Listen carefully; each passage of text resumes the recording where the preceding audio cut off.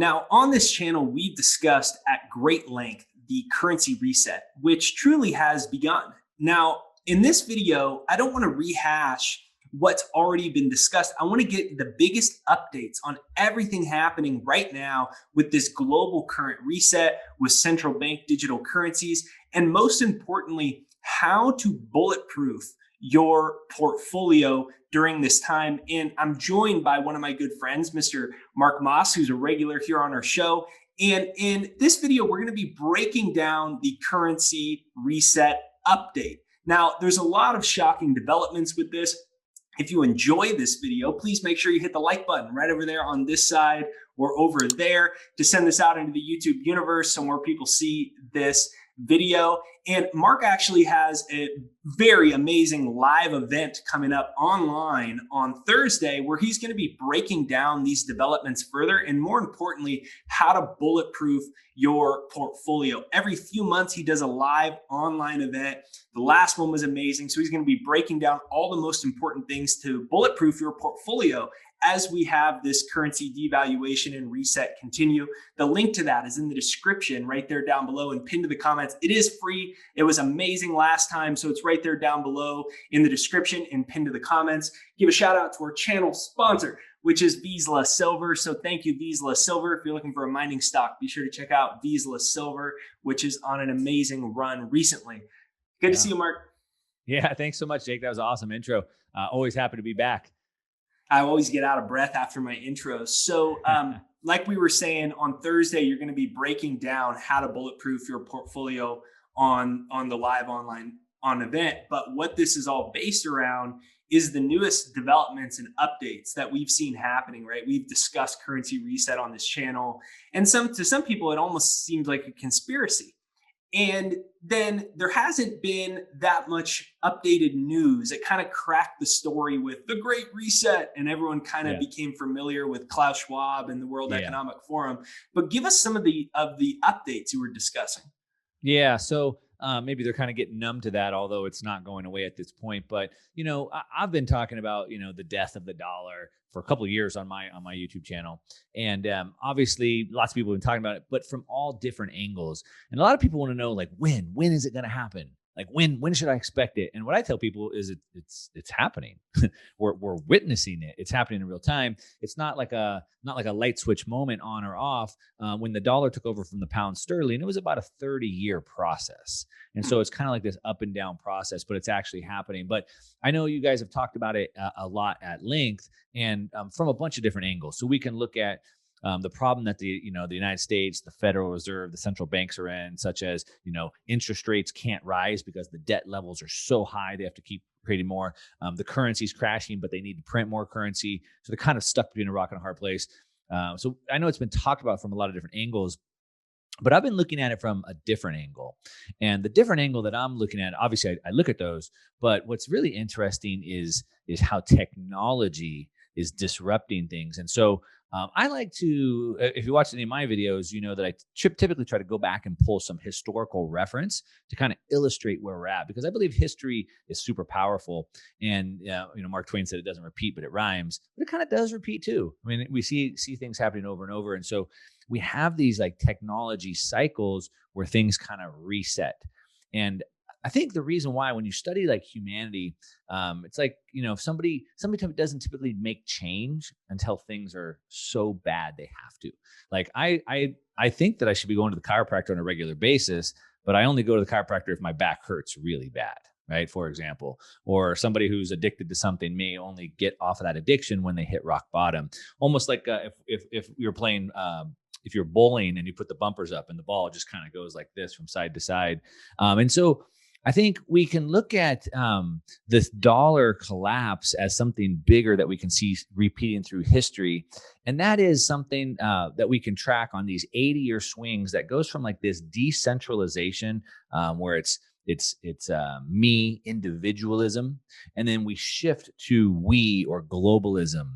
And so in the last time we shifted this was about 80 years ago. We were coming out of World War II. And so we started the Bretton Woods Agreement, which was the global monetary system. We started the IMF. We started the UN. the EU was just starting to get formed. So that was 80 years ago. And now we're reaching that peak globalism.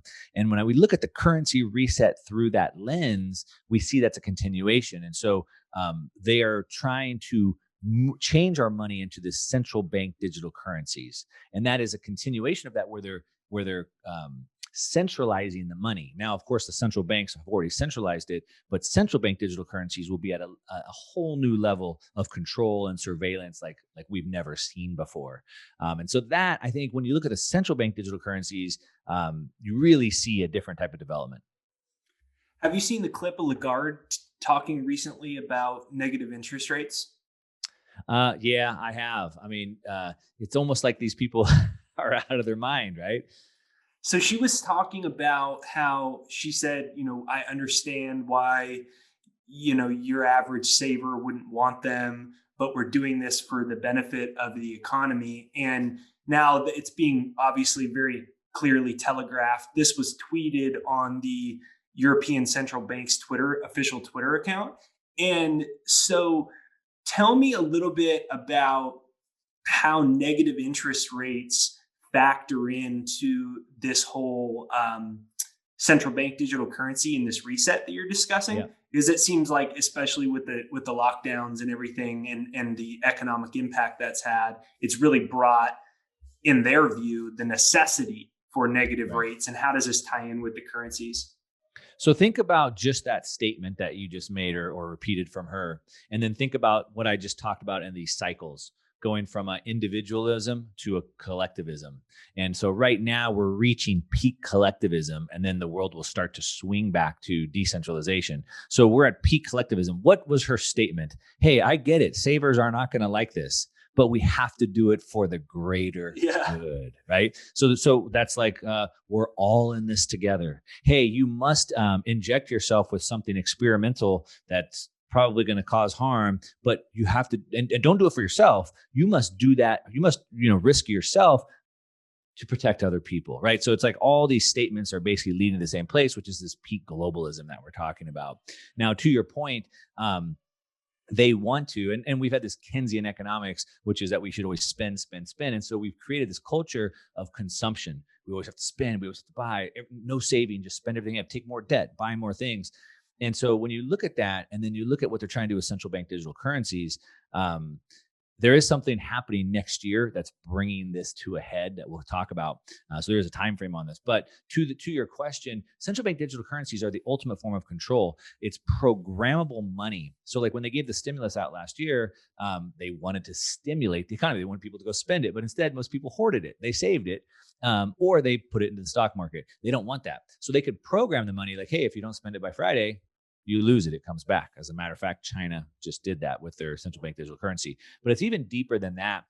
We also have behavioral modifications. And so this kind of goes to the point that Lagarde was talking about, where she said, hey, I get it. Savers are not going to like this, but it's for the greater good. So what they could do, and most likely will do, is something like, hey, Jake, you're saving way too much money. So we're hitting you with negative 5% interest. Mark, you're not saving enough. We're going to give you positive 5% interest. Or Jake, negative 5 didn't work on you. You're saving way too much. Now it's negative 10, right? And so they can create behavior based off of controlling the money supply, exactly to Lagarde's point. Now, what they want to do is, of course, give you no way out of this, right? They want to centralize this, so there's no life ref, there's no vent, and so that's again back to that historical cycle of just continuing to increase that centralization. Yeah, sometimes I get comments where people are like, hey, can you talk about more positive stuff? And I think that what's exciting about all of this is that if you know what you're doing and you pick the right assets and investments that are going to benefit in an environment like this, there's an incredible financial potential. I mean, it's never been greater. And so that's what bulletproofing the portfolio is about. That Mark's going to be diving in more detail on Thursday. The link to that is right there down below for free. Now, on that subject, this isn't no longer a conspiracy though, because you said programmable money. And to me, I'm like, I hadn't even heard of that word before 12 months ago. And the concept of it is so weird to me because I think money is just a piece of paper or whatever. And so let's talk about the actual implementation of that. You Yeah. said something's going to be happening next year. You've talked a bit about, to me off camera, about China's central bank digital currency. So Right. can you give us some ideas on that? Yeah, definitely. So we're already seeing this happen now. Money as we kind of know it is changing, but China is kind of on the forefront of this, and it's probably no surprise to anybody who's paying attention that they've pretty much digitized their entire economy. So over in China, they use like a WeChat app, and they kind of already pay for everything with their app, and everything's kind of all inclusive on that. So it seems to make sense that that's kind of the first step for them. But last year, I believe October of last year, they actually released their central bank digital currency to the wild, meaning to retail. And they did it in like this limited rollout. And of course, they encouraged people to do it. They had like this lottery system. And so, hey, if you download this app, you could win some free currency, some free You're going to digital save currency. someone's grandma if you download this app. Yeah. No, well, they did it with money, right? Hey, you're going to Just get some free money if you download this tracking app that we're going to surveil your whole life, right? And so they did, and they've been continuing to roll that out in stages, and it's gaining a lot of momentum. Just a couple weeks ago, it made a little bit of headlines if people were paying attention, because they added the feature, what exactly like I just talked about, where hey, if you don't spend your money by this date, you lose it. It comes back, and so they're actually doing it. This isn't just So that's what theory. that's how it actually was implemented, was that it was programmable and it would expire on the test cases. Right. Yep. Okay. Yep. They had to use it. But since then, they have really continued to step this up. And so back to kind of the point about when is this coming to a head, they are really stepping this up. They started to put out some propaganda marketing, if you will. They made this video that I got a hold of. I put a piece of it on Twitter maybe a week or two ago. And basically it shows this kind of cartoon video with Chinese writing, and it's kind of narrated in English. And they're basically saying that they're coming to take out the SWIFT system, which of course, if anybody understands what the SWIFT system is, it's how the United States controls the monetary system. And so the US uses the dollar as a weapon, and they sanction countries. Oh, sanctions on Iran, sanctions on Russia. But by sanctioning, they're basically locking them out of this SWIFT system. And so China is basically in this video said, we're going to use this currency to bypass the SWIFT payment system. We are going to roll this out to all the other countries, and all the other countries can now use this digital payment network to trade oil, to trade gold, whatever you want, without the SWIFT system. And they're advertising that. I mean, they're basically saying, hey, US, we're coming for you. Shortly after that, we saw the Biden administration kind of come out and say, oh, shoot, this may be a threat. We need to look at that. So it was the first time we saw the US actually kind of recognize that and say something about that. But this is accelerating really fast. So like I said kind of earlier, everybody wants to know when is this happening? When is this happening? And I said it is, but really it is happening. It's coming to a head. So China is hosting the Olympics next year, and their goal is to have this fully released and fully operational by the Olympics of next year. So do you think that, so here's a question. Why would other countries, besides Iran and some of the other countries that are sanctioned, why would they want to get involved? Will they need to say, supposedly they've got some insane amount of gold, and they're also like, I think they're the biggest gold producer in the world, if not one of the two or three, and they don't export any of that. So we Right. really don't know how much they have. We have no idea. Do you think they're going to use it as a negotiation to say, hey, look, countries, we can settle in gold, therefore let your population use this? Or how do you think, no one knows yet, but what is your estimation of how they try to implement this? Yeah. Well, On it's other not anything places? near that complex. It's actually something much more simple. And so in the Bible, it says the borrower is servant to the lender. And so what China has done is they've taken advantage of the United States being having the dollar, which is the reserve currency of the world. So the dollar is constantly being exported. So China just takes those dollars, and then they use those dollars kind of against us, to weaponize against us. And now they're going out and making loans all across Asia, Middle East, Europe, et cetera. I'm sure you've probably heard about the Belt and Road Initiative. Yeah. So they're building out infrastructure all across Eurasia. And then they're extending loans in dollars to all these countries. So again, these countries will now be servants to that lender. And we're already seeing this become a problem where some of these countries are starting to default on these loans. Of course, COVID, the pandemic has affected that. So a lot of these countries are not doing that well financially, and so they're already starting to default on these loans. But rather than default to China, what the U.S. is doing is stepping in and setting up swap lines directly with the country to bail them out.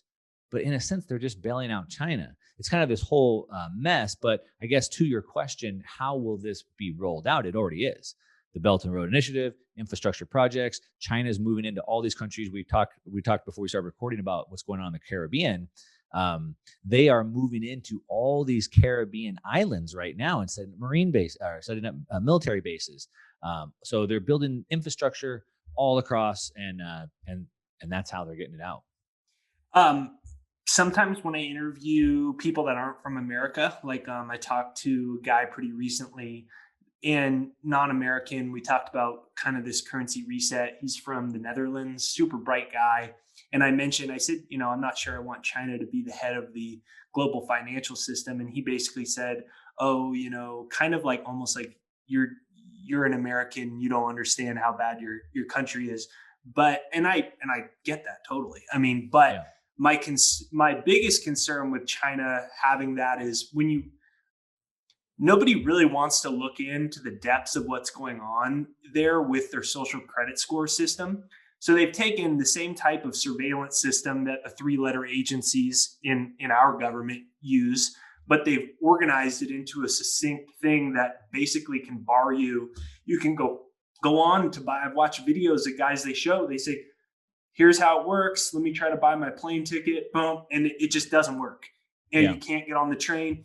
And so then you move into that type of surveillance and control on the system. And I can't say I really like that.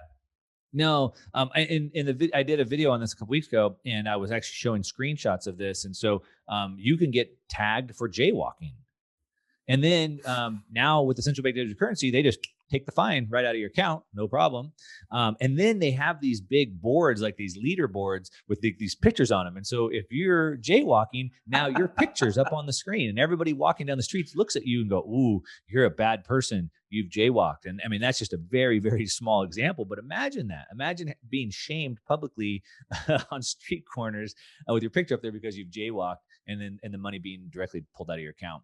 And having that money pulled directly out of your account is actually something kind of unique. So think about this. It's kind of a shift, and just kind of this programmable behavioral money sounds kind of futuristic, if you will. But think about this. Like right now, you have physical cash like dollars, gold coins, things like that. What most people would consider money. And I can go bury that cash in my backyard or put it in my mattress or things like that, right? I can carry it in my wallet. So that's actual money that I have that I can control, and I could share it with you. Nobody knows about that. It's private. But what they're doing is not giving money. It's just credits. The government doesn't have any money. They just give you credits. Hey, Jake, here's your 100 credits for the month. And if they don't like what you're doing, then those credits just come back. Think about it. When you think about it in context of just credits that they issue you and they can take away, all of a sudden you start to see where we're going with this. Yeah, it's like getting bonus points in the class when you raise your hand a whole bunch kind of thing. And then they're like, now we could take them away. I never thought of it as thinking of it as a credit, but it makes a lot more sense. How do you think it could get implemented in the United States? I mean, I know that on the very first Corona relief, like last year, they had the digital dollar listed in initial draft that I remember reading, but there hasn't been any noticeable signs forward on that. How do you think it would get? I see how it gets implemented in China. They're just rolling it out. But how do they do it in the US? Well, I think it would be done the exact same way. So first off, to your point, right? They did put some language in the stimulus bills that they're putting it together. The banks have to start being able to provide digital wallets. So we've seen a lot of that language coming through. Jerome Powell from the Fed has basically come out and said, "Hey, we don't have to be the first. We just have to get it right." Things like that. But they have announced that they're working with MIT to roll this out. So we know they're working on it. Since this new development out of China has come out in the last couple of weeks, they've started to escalate their language and start to kind of say, "Hey, this is something that's more urgent. We need to be working on it." As far as how do they get people to use it, how do they roll it out? Well, I think that's pretty simple. They would do it just like they did in China. Give people free money. Hey, you get free money if you download this and use it. And so I think it starts with UBI and with stimulus. So, hey, we're going to roll out another stimulus plan. There's another, $600 or $1,400 that's going to go out to everybody. But in order to claim this, you have to download this little app, and then we'll put the money in So your is it account. just an app that you go to the app store and you download like a traditional app, do you think? Or how do you... I mean, just like Venmo or PayPal or whatever, right? So you download a little Venmo app and the credits are in your account and you can choose to spend them wherever you want. Interesting. If you think about what fiat currency is, and a lot of people I think are confused on what fiat currency is. And most people I think at this point, which is interesting because years ago nobody even knew what the word fiat was. Today people consider fiat money as like money that isn't backed by anything, right? But really fiat money is money by decree. So the government decrees this to be used as money. Mm-hmm. And so it's just the new form of what they decree. Hey, you were using this, now you're going to use this. And we set the rules and that's how it is. So all of a sudden, merchants would accept it and so forth. And I think they could roll it out pretty quickly. Do you think that they'll actually, you've even made one of your most popular videos is like the war on cash. And that's been something we heard for many, I don't know, at least 10 years. I mean, Alex Jones probably talked about this 20 years ago in his documentary Endgame. Do you think that they would actually ban cash? If so, how do they do it? Because wouldn't you need it, or do they not care because they just think it's a gradual implementation process of these central bank currencies and they allow cash to coexist? People don't really use it anyways. I would say they definitely do at some point, or it just becomes kind of irrelevant. I mean, as much as I hate the fact that they want to ban cash and I hate the fact of losing privacy and all that, the reality is I almost never use cash. Right. That's what I'm asking. I think most people don't. And so, we know that they've been trying to ban cash. We know that there's been multiple times they've implemented bills that just haven't passed, but them trying to outlaw the $100 bill. So they're trying to kind of bring that down. But if we want to get an idea of how that would work, and a lot of people say that would never work, especially would never work in third world countries where they use mostly cash. Well, in 2016 in India, they did it. So they made I think it's forgive me if I'm wrong. I think it was 1,000 rupee and 500 rupee notes. Which were equivalent to, I've done videos on this, I forget now, but it's $15-20, something like that. And basically overnight, hey, the 1,000 rupee and 500 rupee notes are illegal. That's it. And India is not all cash, but a majority cash society. So people that say it can't be done, will go back and look at 2016. They did. And basically they said, hey, you have, I think, 30 days to turn your cash into the bank, or it's no longer valid. Kind of like what they did to the gold when they told everyone to turn their gold back in. They're like, you have X amount of time, and after that, you're a criminal, and we'll pay you for it. But it was worse than that, though, because at least with gold, you could go do that. Well, I don't know. I have never read anything about the gold thing that was like this cash thing in India. But in India, they said, hey, I think you have 30 days to get your money in the bank, and you need to prove where you got that money from. And you have to prove if you've paid the taxes. And if you haven't paid the taxes, then you have massive fees and penalties piled onto you. And a lot of people lost their entire life savings. Yeah, I'm looking at it right now. So they banned this website says they banned about 86% of cash notes. And they said essentially that they're doing this to crack down on money laundering. They declare everything not in circulation as, quote, black money is the quote that is on Reuters. Yep, exactly. So of course, it's for your protection, no doubt. Right. So we have to cut down on money laundering because my whatever, couple $1,000 could potentially, what is that going to do? Pay for a couple meals for some terrorists. Meanwhile, we saw the report come out. Who did that report? It was a couple months ago, and they looked, and there was like over $2 trillion were laundered by banks for cartels and criminal organizations. $2 trillion was laundered for criminals, but our couple $1,000 is supposedly going to cause a problem, right? Yeah, it's an interesting position that we're in with it right now. Now, let's talk a little bit. You see all this happening. Would you agree with me that while sometimes people don't want to know all this stuff and they say it's scary or negative or something, it is exciting first of all, it's like, why the heck did we choose to be alive at this time? This is so interesting and bizarre. We didn't choose it. But second of all, it's exciting in the context of there is a lot of potential. So why don't you motivate us, get us inspired Yeah. so someone doesn't leave the video and they're like, oh, shit. Yeah, no, for sure. So what I would say is, a lot of people resist change. Change is scary because you know what you're going into, but change is also exciting. It's also something new at the same time. And so I think it just depends on kind of what lens you're looking at the world through. But as investors, we want volatility, right? If prices never moved, if nothing ever changed, there would be no opportunity. So we need volatility. Now, if you're ready for volatility, it can be awesome. If you're not ready for volatility, it can be bad. And an example of this might be, you lived in Maui for a while.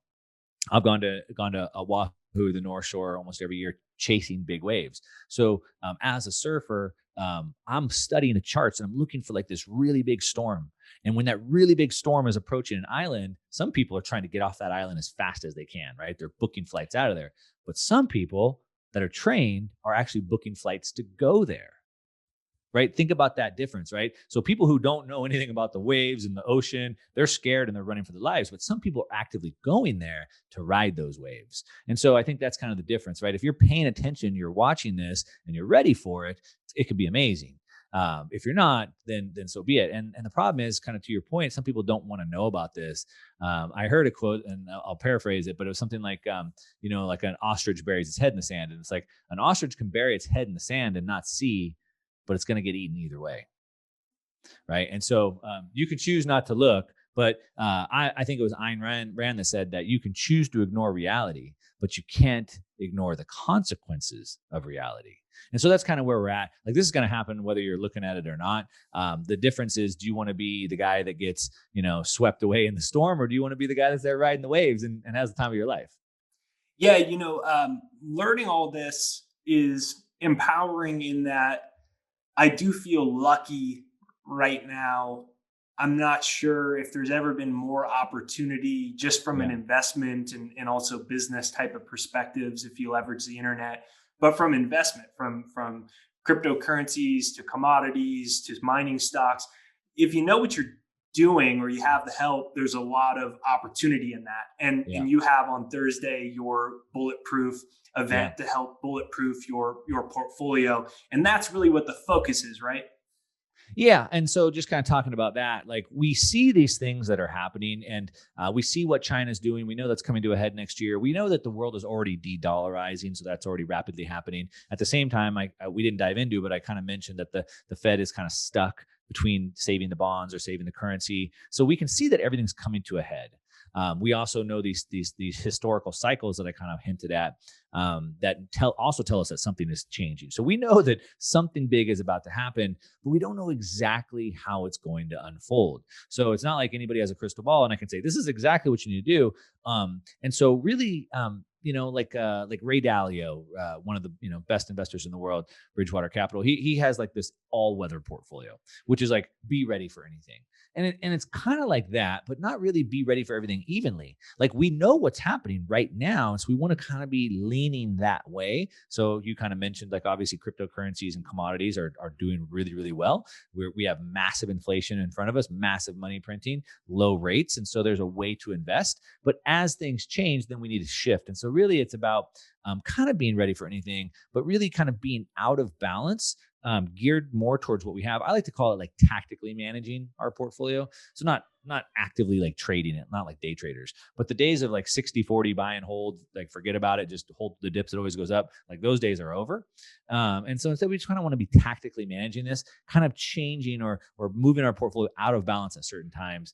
And then, like I said, we don't know exactly how this unfolds. And so we just kind of want to be moving correctly as that does. So right there down below is the link to Mark's live event online on Thursday. It's free. It's in the description and it's pinned to the comments right there down below to bulletproof our wealth and our portfolio. If you enjoyed this video, give us a comment right there down below. Let us know what you think of this video. Make sure you hit the like button on that side or that side to send this out to more people. I think really the goal with this channel, as it's kind of started to grow, is I really just want to have great conversations that hopefully prepare as many people for what's happening. And I started this really for fun because I was like, man, people just really don't understand where this is going. And then there's also amazing financial potential with it as well. And so if you enjoyed this conversation, please share it on Facebook, on Twitter, text it to one of your buddies or your friends, watch it again with one of them. When you hit the like button, leave a comment, it sends it out to more people. I want to thank Mark for coming on, and right there down below to Bulletproof Your Portfolio. Coming up is the link in the description and pinned to the comments right there down below. And we want to thank you for coming on, Mark. Yeah, thanks so much, Jake. Appreciate it.